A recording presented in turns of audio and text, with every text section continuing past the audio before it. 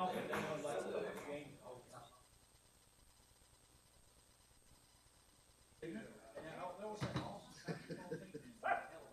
go Redskins. Ready. 10 a.m. Let's call this meeting to order.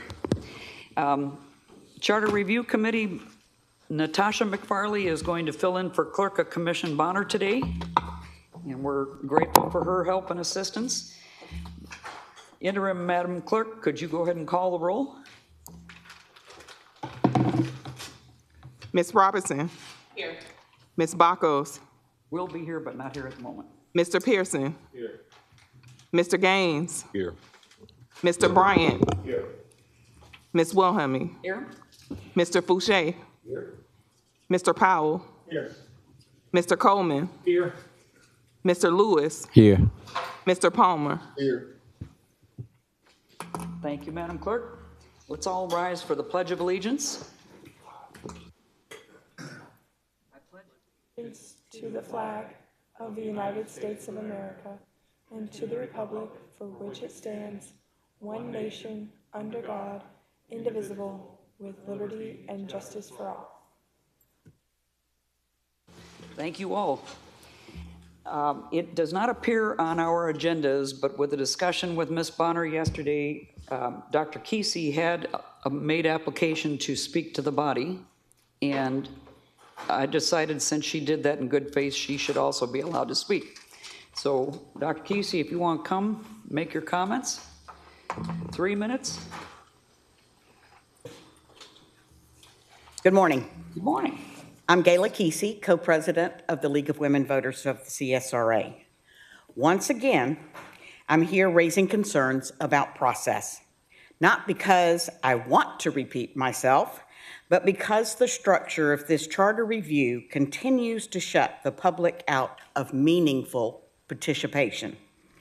In meeting after meeting, two systemic issues continue to undermine transparency and public trust.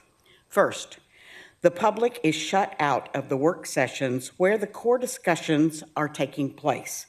Work sessions allow no public comment.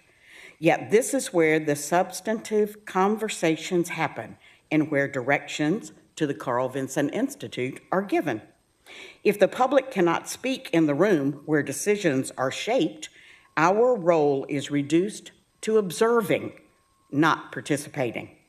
And because we are excluded from those discussions, and because no draft language or specific motions are shared in advance of voting meetings, I am reduced to commenting only on process and procedure.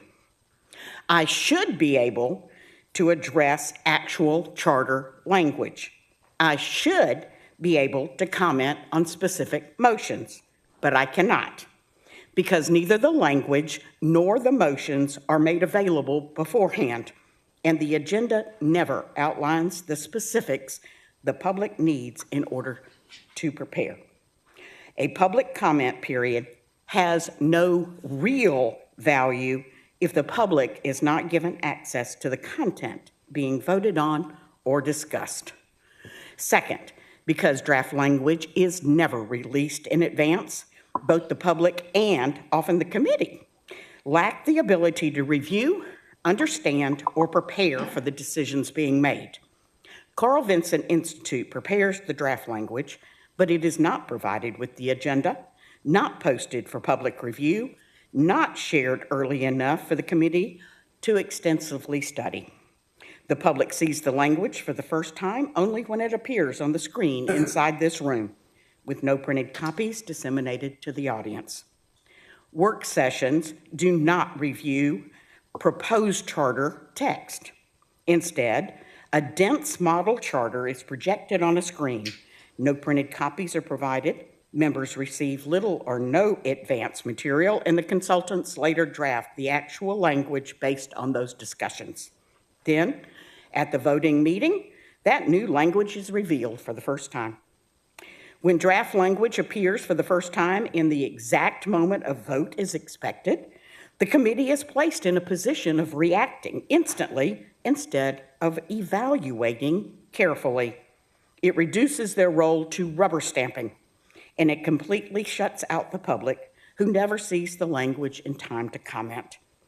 A transparent process cannot exist when there is no opportunity for review before decisions are made. When neither the public nor the committee has time to read, analyze, or understand the language before decisions are made, the process begins to feel rushed instead of deliberate. For the public and for Ms. Kesey, Dr. Kesey, after the last meeting we had, which was November 4th, I spent 3 hours loading everything that we've had from Carl Vinson, everything from League of Women Voters, all agendas, all accessible minutes, and I think you'll find it a very different website if you go to augustaga.gov for that explicit purpose. Okay, thank you. You all will have copies. I'm sorry, Mr. Coleman, have you got a comment you wanted to make? Okay, thank you. All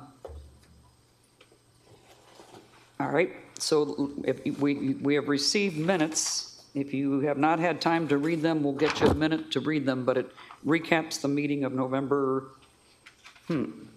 wasn't November 13th, it was November 4th. Okay, was it 11th and 18th? Okay, well then I'm just confused with my dates then. All right, does anybody have any additions or corrections to this that they would like included? Has everybody had enough time to look at this? All right, can we have a motion to accept? I'd like to make a motion to accept. Okay, and so that is Eric Gaines and Lee Powell. Please cast your votes.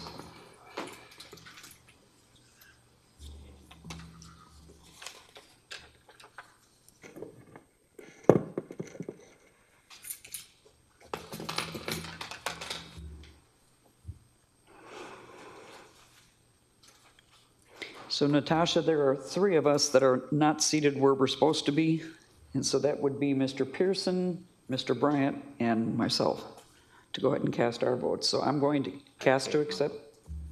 Were you able to? Good, okay. All right. And Rod, you're able to, or who are we missing here? Oh, okay.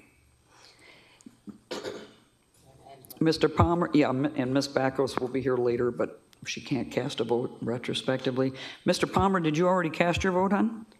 Okay, good. Good. I'm sorry. All right. Wilhelmie? Yes.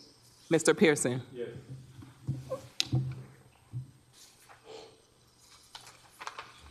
That motion carries with Ms. Bakos absent. Very good. Thank you, hon. All right. Can I call Dr. Facer to kick off the next section? Sure. So it is, we have discussed with you all, and you have seen a couple of times the language on internal auditors, which is on the website. We just verified that. I just wanted to, and it is projected on the screen, although very small. Let's see if I can make that a little bigger. That should help. So just wanted to just to see if anybody had any specific questions about any of these issues as we walk through it. It creates an oversight committee, talks about the responsibilities of that oversight committee. It establishes organizational independence. We did have one outstanding issue that we need clarity on, and that is the length of term of the auditor. One of the things that we said we would do is that we would go back and look, and there are 2 issues for you to be aware of. One, there are not any jurisdictions that we could find in Georgia that have a term longer than 1 year for their internal auditors. There is not a standard term either outside, but what we have seen are 2, 3, and 4 year terms for the auditor. And so that's an issue that the committee still needs to decide whether you want to go with kind of the prevailing common practice in Georgia, or if you think that Augusta needs something different and needs a specific term of longer than a year. Okay, Ms. Robinson. Is there any data that kind of denotes why that is the case? I would think it takes at least a year for somebody to get up to speed, but at the same time, somebody being up to speed also leaves open for malfeasance in the future as they learn how to navigate around things. So is there any data around why that is the case? We don't have any data on why. My speculation would be because of the nature of this being an at-will state. It's the most likely driver of that. Now, in that same vein, are there renewals? Yes, yes. Okay. That auditor could be, internal auditor could be renewed as long as the jurisdiction. Okay, so similar to higher ed where you get each year. Okay, got it. Thank you. May I piggyback on Ms. Robinson's comments? It seems to me when we reviewed Mr. Hulsey's comments before this body that he recommended 3 years. Am I mistaken about that? I believe that's correct. So 3 years with renewables, with possibility of renewing? Okay. Go ahead, Ms. Robinson. I'm honestly of the mindset to do the 1 year with renewables, just because I don't know that we have enough data to go outside of what common practice is, because this will be something new to the city of Augusta, and us to go too far reaching could be pigeonholing ourselves. If we just stick with what the standard is, if they renew for 3 years, then they renew. So I can say that the reason that Mr. Hulsey recommended the 3 years is that gives the auditor some ability to operate without fear of having to, so being able to have the difficult conversations without fear of losing their position. And so that's why the recommendation from Mr. Hulsey was for 3 years. And that's also why often we see outside of Georgia that longer term. Okay. Do we have any other comments from the rest of the body on that count? Can we entertain a motion to at least get the discussion going? Term of the internal auditors? Okay. Mr. Powell, Mr. Gaines going to second? Yeah, I'll second that. Very good. All right, let's discuss them further here. I think we probably all have opinions on this, but Mr. Powell. Thank you, Madam Chair. I understand that in the state of Georgia, they only have a single year with possible renewals. Outside the state of Georgia, I'm sure things are done differently in different localities. In Augusta, Georgia, things are done different than in other places in the state of Georgia. I would recommend a 3-year course of action for the internal auditor with a renewal clause. The reason is, having a little bit of knowledge of the consolidated government in Augusta, it's very intricate. It's very complicated, and I don't know if someone coming in from the outside in a single year, if that were the case, could do a credible job. And I have the greatest faith in whomever will be put in that position. I'm sure they're going to have great knowledge and skills, but in Augusta, Georgia, I don't see 1 year unless you had a 1 year with 5 renewals, to give the people in that position the opportunity to completely look at the way things are done in Augusta. It's a very complicated government. I don't know all about the structure because things have been changed by ordinance over the years. But I certainly would like to see the internal auditor have some feeling of they're still going to have a job Monday morning. So that's my comment. Thank you, Mr. Powell. Mr. Coleman? I agree with what Mr. Powell had brought up on concerns of that, and I'm also leaning towards 3 years because I'm looking at the quality of the applicants and especially somebody that might want to come into this area and apply for that job with only a 1-year contract. I think that would limit the quality applicants for that position, so I'm leaning towards 3 years. Thank you, Mr. Coleman. Mr. Lewis? I'm a little bit different. I like 2 years simply because the first year they can pretty much feel out what's going on, and then the second year they put it together. And then with a renewal, that'll be more advantageous for that person. Getting familiar with our government and our structure, 2 years would be sufficient. Thank you, Mr. Lewis. Ms. Robinson? I was going to suggest 2 years as well. In a lot of professional spaces, 1 year is very common. 2 years does give them an opportunity to get into the weeds to see how things work, which I'm probably sure they'll walk away with quite a bit of anxiety. But, and then the second year, with, of course, renewal.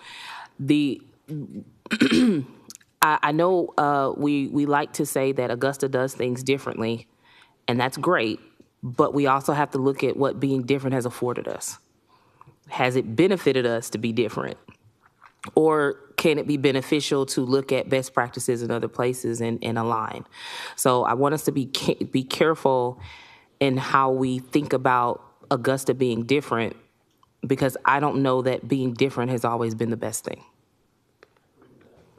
Thank you. Mr. Lewis and Ms. Robinson, did you want to put that in the form of a substitute motion? Yes, I can. All right, so is there a second on the 2 year? Ms. Robinson? Okay. If you all will cast your votes, there are no more people in the queue here. Madam Chair, So the if, for purposes of the record, if we can be clear of the motion, if they can state specifically what the motion is. all right. Mr. Lewis? So therefore, I move that we adopt a 2-year term for our internal auditor. Okay, that was motion by Mr. Lewis, seconded by Ms. Robinson. All right, let us. Substitute motion? Was a substitute motion. What's the first motion? The first motion was 3 years, was made by Mr. Powell and seconded by Mr. Gaines. We have not, you always, yeah, we've got to do the substitute motion first and then the main one. So if we will cast our votes for 2 years. I got a question. Okay, go ahead. Clint Bryant, I have a question. Is the internal auditor an employee of Augusta government? Yes, in this model, it would be.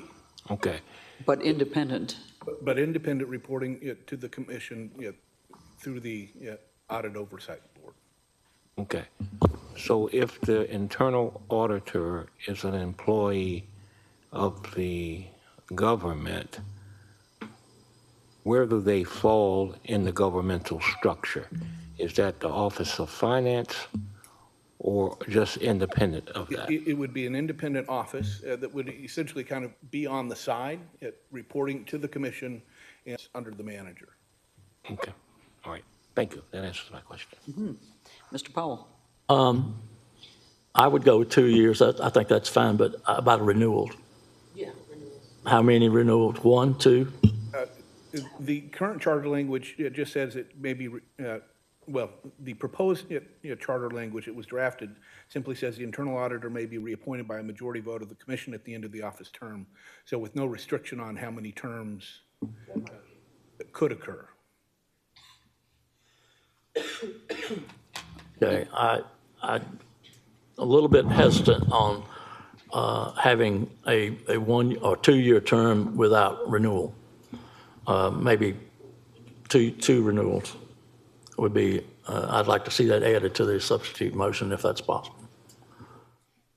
So I'm not sure I'm following. So you want 2 year term term and and 2 then- possible renewals. so, and after those 2 renewals, what would happen? Then you would probably, you could, I guess, rehire the same person, but you could and also at that point go out and look for a new auditor. Let me be clear. With the current language that we have drafted, if we voted on a 2-year term, the renewals would be unlimited. That is correct. Oh, Yeah, we're okay. doing it by majority. I suspend my comment. Mr. Coleman? The only other question that I had was basically is if the commission deems that that auditor is no longer being efficient, they can still dismiss them with 6 votes, correct? That's Okay. correct. They can dismiss All them right. for cause with 6 votes. Okay, Mr. Pearson? Thank you, Madam Chair. The only concern I have, I don't know the ins and outs of this, but if you give me a 3-year contract, then if I want to release you, does the county have do they have to buy that person out? You know, do I have to, if I'm on a 3-year contract and, and I don't want to go, do you have to pay me for the remaining years of that contract? If they're terminated for cause, there would clearly be no justification for any kind of payout. But with at-will employment, does that have to be cause? No, they could remove them without cause, but the provision in the language here is that in order to remove them with 6 votes, it would be for cause. Otherwise, you do have to pay out. But we're an at-will state, Right, so they could still be released. that's right. Thank you. You bet, Mr. Gaines. I just had a quick question. So does this motion read saying that the internal auditor would have the ability to be renewed, that the contract could be renewed? We are saying that? Yes. Okay. Maybe reappointed by majority vote. Okay. All right, any other questions? Let's go ahead and cast our votes, please. The substitute motion is for 2 years. We're voting on the substitute before the primary? Yes.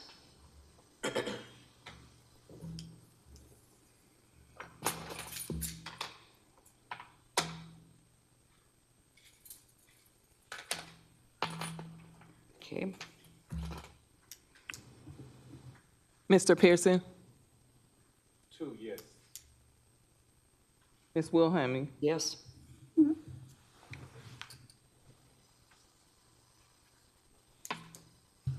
That motion carries unanimously with Ms. Bakos out.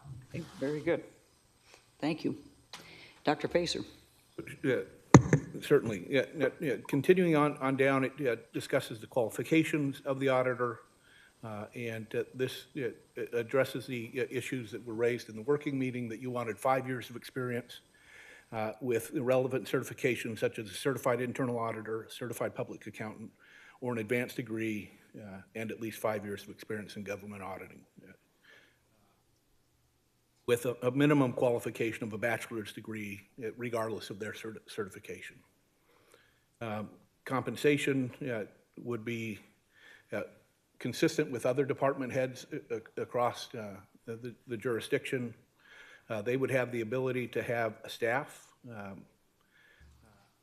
and opportunities for professional development. The scope of the audits, this is essentially that list that you've seen many times that Mr. Powell shared with you, and is consistent with national language. Audit standards would be the government auditing standards issued by the Comptroller General of the U.S. That's the yellow book that Mr. Holsey referred to. And then there would be an annual audit plan. They would have access to all people with Augusta and unrestricted access to information and records and all other necessary information. This was another issue where we had some questions. So after a final draft report is issued, it would be sent to the audited agency and the chief executive officer to obtain responsible officials concerning the findings, conclusions, and recommendations. The agency has to respond in writing, specifying their either agreement with the audit findings and recommendations, or reasons for disagreements with their findings, and plans for implementation solutions. and a timetable to complete such activities, and that response must be handled within 30 days. That was based on the feedback we received from y'all. Audit reports will be made public unless otherwise protected by state or federal law, and because of that, not disclosed. So that would be issues. And then reports of irregularities. This is where if they find something that looks like it could potentially be illegal, that it would be reported out.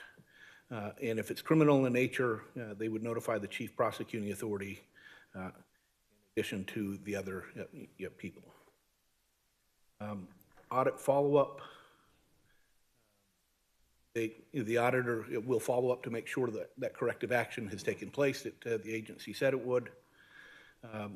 If there are contract auditors, the internal auditor could hire contract auditors as needed. And then peer reviews, that's the other kind of significant issue. The internal auditor's office would be subject to peer reviews in accordance with government auditing standards. It would be a professional, nonpartisan, objective group, and a copy of the written report of this independent review should be provided to each member of the commission. I might add that the Yellow Book standard is that these peer reviews happen every 3 years. And if it's, they list out a set of recognized bodies, and if it's one of those recognized bodies, then they make sure that that team that does the audits is not the same team that did the audit or the peer review previously. And so I know that it was one of the questions that was raised earlier. And then that's the last. So any questions on issues we haven't covered or that we want more follow-up? Ms. Robinson? Yes, so in the internal audit process, I know it's understood that they will be auditing the actual departments within the government. What about the NGOs that are funded? I would have to go back to that list of 7 things, but I believe they would have the ability to look at any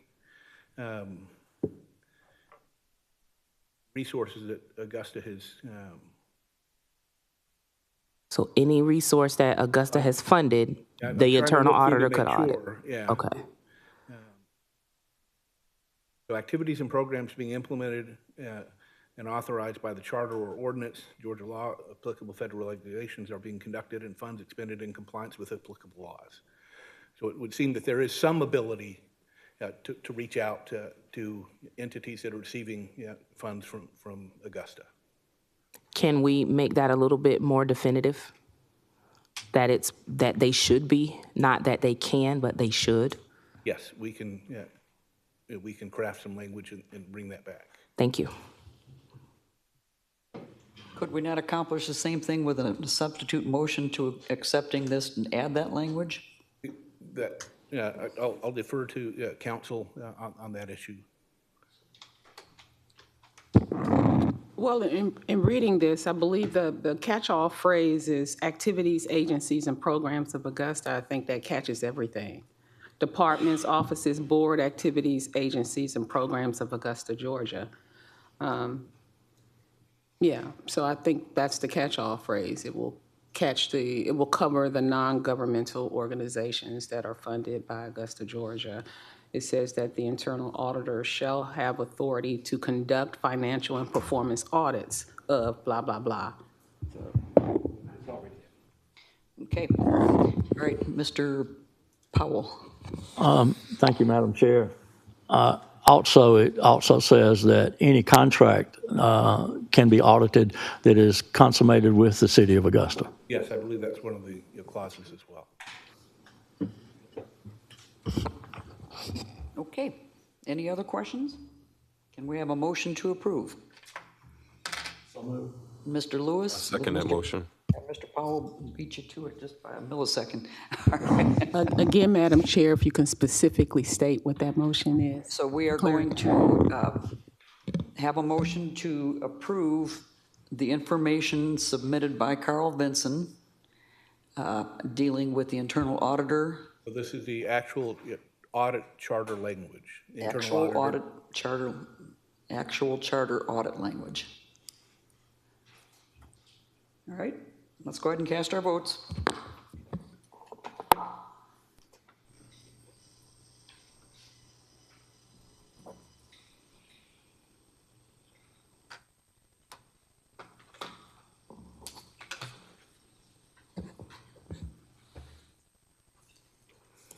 Mr. Pearson? Yes. Ms. Wilhelmy? Yes?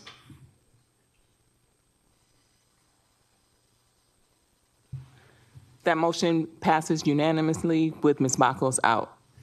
Thank you, ma'am. Dr. Facer, do we want to circle back to capital budget timelines? Yes, I can address that quickly. Okay. We looked at several jurisdictions, one, all of the consolidated governments, but then several other larger jurisdictions across Georgia. And in all cases, the capital budget and the operating budget follow the same timeline. Pretty definitive. Okay. So we will embed that in the language there as well? It already is, pretty much, I believe. Does anybody have any questions about that?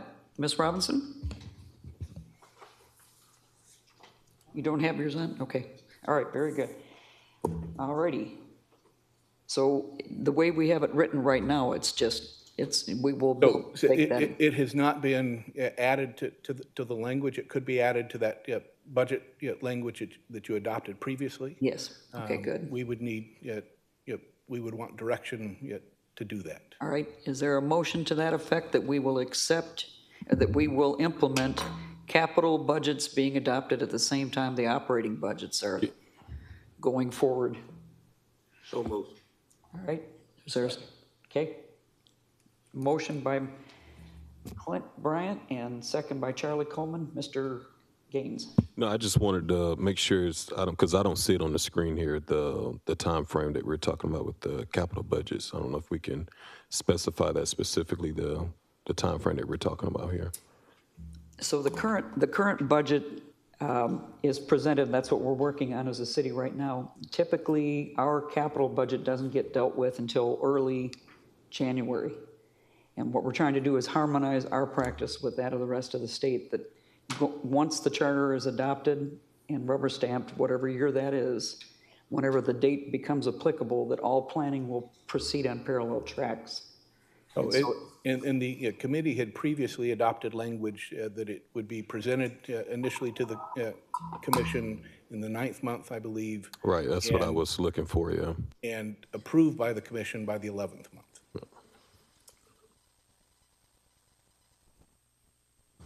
Peanut gallery comments. Are there any other questions? And the motion is to harmonize and present both budgets simultaneously. Go ahead and cast your votes, please.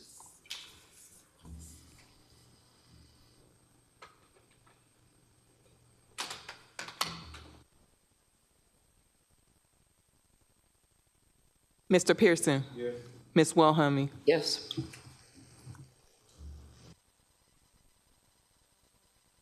That motion is approved unanimously with Ms. Bakos out.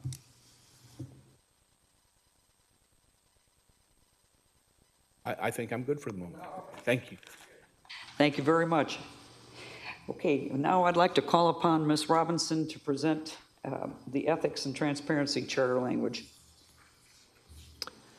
The Ethics and Transparency Charter language, I believe, was presented, it's been a couple of meetings ago. Yeah. And we just hadn't had time to deal with it. Do we have a copy of that to put on the screen? It is on, for the public, it is on the website. It's on the website. Is it possible to pull a copy of the Ethics and Transparency language? And I think it's...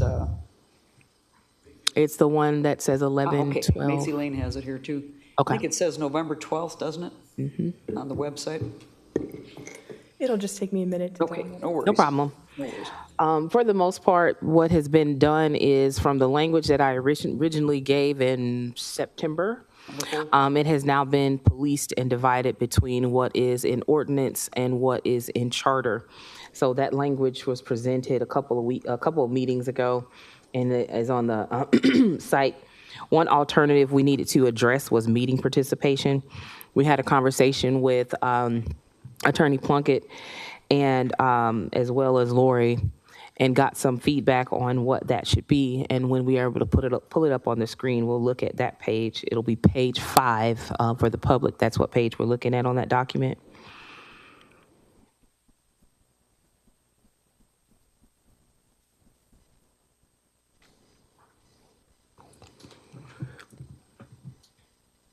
And again, it is on the main website. It is the under committee documents. It is under the proposed language updated November 11th. CRC draft ethics charter language is the document that is on the website.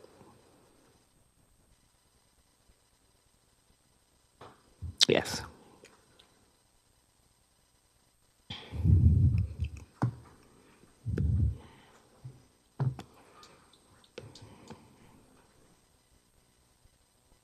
Apologies that we didn't have printed copies, you know, with budget cuts and all. We don't have paper like that.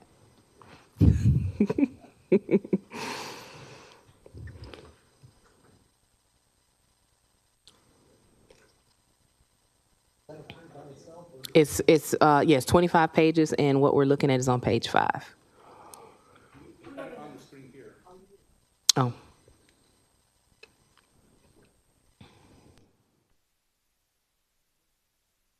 All right. So in the meeting participation piece, this was pretty much a quorum busting opportunity that we wanted to include in the ethics piece. Not that this is something that necessarily happens ad nauseum to the point where we feel we need it to be too stringent, but at the same time, we want to make sure it's addressed. So what Attorney Plunkett advised is that we take the first 2 sentences of alternative 1 and combine with alternative 2 so that we still set some goals, but also allow for flexibility. So that would mean the meeting participation language would be attendance at commission and committee meetings by the commission is necessary for the effective operation of consolidated government. Members of the commission are expected to attend and remain present for the full duration of all commission and committee meetings. And then the rest will be alternative 2. The commission shall adopt a policy outlining its responsibilities regarding meeting attendance. Any breach of this policy shall be subject to investigation in accordance with procedures set forth in whatever that section will be. The reason to leave this a little bit more open-ended is because we want to make sure we're being conscious and inclusive, and each commission may have some things they need to address within their purview that may require them to adopt some less stringent policy on this. So it kind of leaves that piece to be put into ordinance instead. So I'll leave that for discussion for the meeting participation and any other matters in the overall language. Do we have any questions from members, or is that fairly straightforward? Fairly straightforward, all right. Shall we treat this as a standalone vote and then embed that in the bigger one? We could, yeah. Or if you had one other section we were going to look at too? The other section, I think we decided to talk about that and go into review for that one. So would you like to make a motion to accept the total document? Madam Yes. Chair, Yes, sir. before you make that motion, I just want clarification. We're not going to put the second part of that first paragraph? No. Okay. It'll be the first 2 sentences of alternative 1 and then alternative 2. All right. Thank you. Thank you.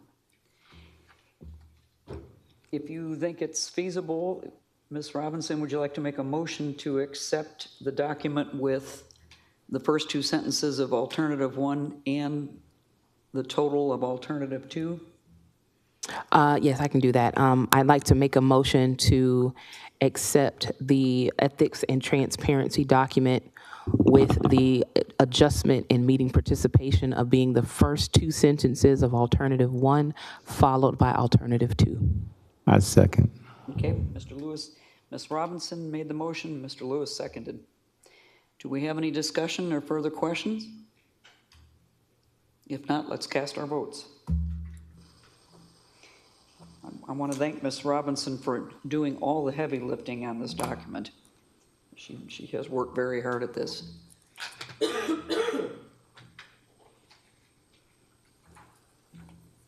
Mr. Pearson? Yes.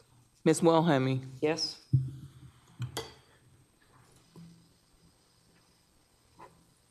That motion carries unanimously with Ms. Bacos out. Thank you. All right, so that takes us back to, under new business, we have had for 3 or 4 weeks now the charter language for various responsibilities. And the powers and duties that were recapped, it dawned on me, we have not recently circulated, I know I emailed them to you yesterday, but it was not printed out. Is it possible for us to go ahead and treat each of these with motions separately? Are we comfortable enough with where we are with this? Okay. Can we have a motion for 4A, please, to accept the powers and duties? I'd like to make a motion to accept 4A. Okay. Is there a second? Second. Okay. Mr. Lewis? Okay, very good, very good. All righty. If there is no discussion, let's please cast our votes.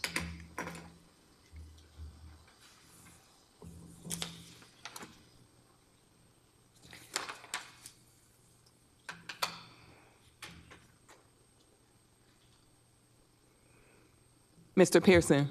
Yes. Ms. Wilhelmy? Yes?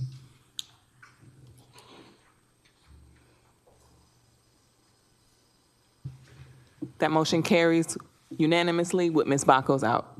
Very good, thank you, ma'am. Same with powers and duties of the commission from the work session. Are we comfortable enough with that to put a motion on the floor? I motion that we accept the powers and duties of the commission as was presented in our work session. Second. Eric, second, very good. If there are no questions, please cast your vote.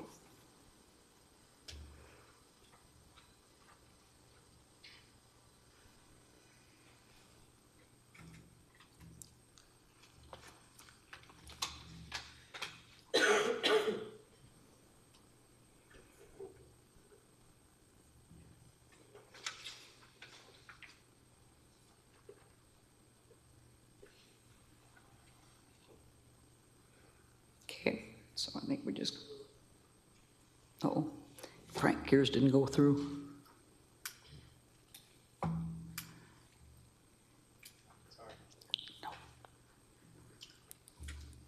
Mr. Pearson? Yes. Ms. Wilhelmy? Yes.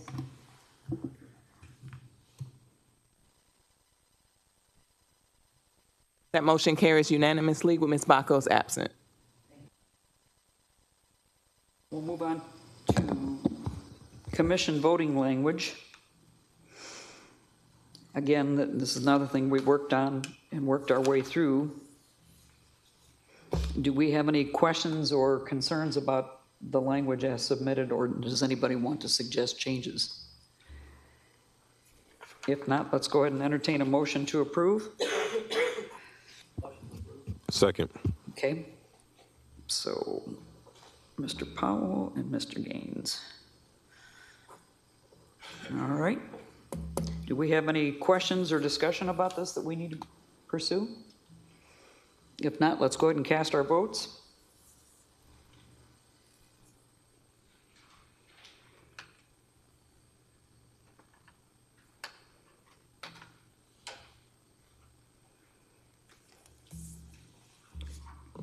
Mr. Pearson?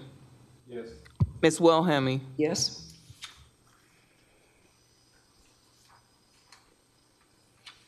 That motion carries unanimously with Ms. Bacos absent. Thank you. All righty. Mr. Gaines, I wanted to kick back to you to see if you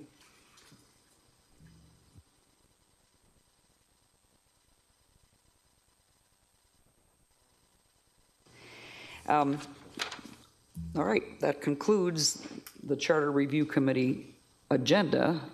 Do we wish to launch into work session type things, or just adjourn and reconvene at 1:30? Madam Chair? Yes, ma'am. In that you've noticed the meeting to begin at 1:30. You're Very good. authorized to start it. No worries. All right. Does anybody have any other business that needs to come before this body this morning? Ms. Robinson? We currently have a meeting scheduled based on how our schedule is running so far for Christmas. Yeah. Oh, not Christmas, New Year's, I'm sorry. And I think we took a vote on that to move it to January 8th. Okay. And then resume the every other week schedule. And when I was in doing, adding all the stuff to the website, I changed it on the city calendar for that too. Perfect. Thank you. You bet. How about anybody else? We've got Clint Bryant. Very good. Thank you, sir. Madam Chair, just wondering, can we add to a workshop agenda the whole process of budget as an issue as well? Because I think the overall budgeting process of the city needs to be reviewed, not from a reactive situation, but a proactive situation that would involve the city strategically planning its budget activities, or the budget as we constantly deal with it.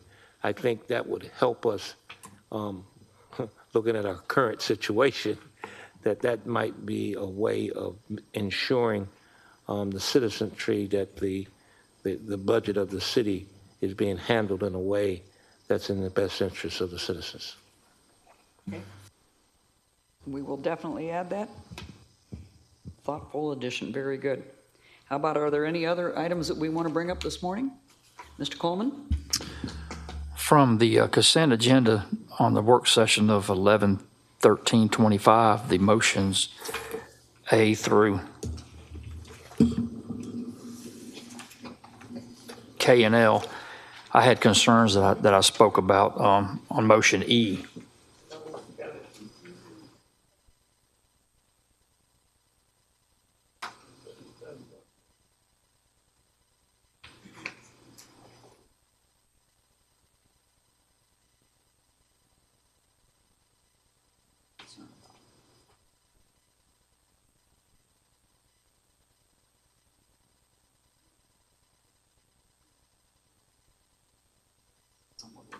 Discuss it.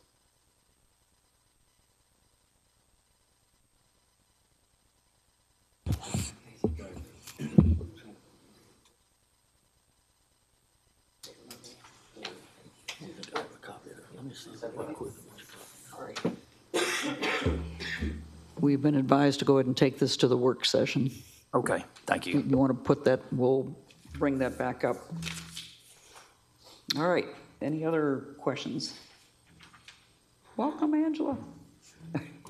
All right, let's adjourn this meeting, and we will see you all at 1:30 for the work session. Thank you. Upstairs in room 492 again. Off the record, can I ask everybody